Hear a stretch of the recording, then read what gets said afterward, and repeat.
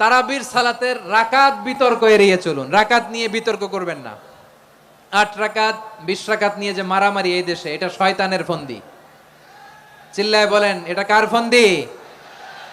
আমরা 20 রাকাত পড়ি, আপনারা হয়তো 8 রাকাত পড়েন, কোনো অসুবিধা নাই। আমরা যারা 20 রাকাত আমরা পড়তেছি, আমরা 20 রাকাতের কথাই বলি, 20 রাকাত আমরা পড়বো আজীবন। সৌদি আরবে মক্কা মদিনায় 20 রাকাত পড়ে, কোনো অসুবিধা নাই। অন্যান্য মসজিদগুলো 8 রাকাত পড়ে, এই নিয়ে এদের মধ্যে মারামারি আছে? হ্যাঁ, এই জন্য রাকাত বিতর্ক এড়িয়ে চলবেন। প্রিয় ভাইয়েরা, আপনার আমল আল্লাহর কাছে কবুল হবে সংখ্যার বিচারে না উত্তমতার বিচারে? বলেন তো, সংখ্যার বিচারে না উত্তমতার বিচারে? উত্তমতার বিচারে। কত চমৎকার ভাবে আপনি আল্লাহর সামনে দাঁড়াতে পারছেন, এটা বিবেচ্য। রুকু সেজদাগুলো সুন্দরভাবে করবেন। রুকু থেকে সোজা হয়ে দাঁড়ানো ওয়াজিব, 2 সেজদার মাঝখানে সোজা হয়ে বসা ওয়াজিব। এই তা'দিলুল আরকান বাদ দিলে হানাফি মাযহাব মতে সৌ সেজদা দিতে হবে, অন্য মাযহাব মতে নামাজই হবে না, আপনার নামাজই হবে না। এই জন্য ধীর স্থির ভাবে তারাবির সালাত যেন আমরা আদায় করি। পারা যাবে তো ইনশাআল্লাহ?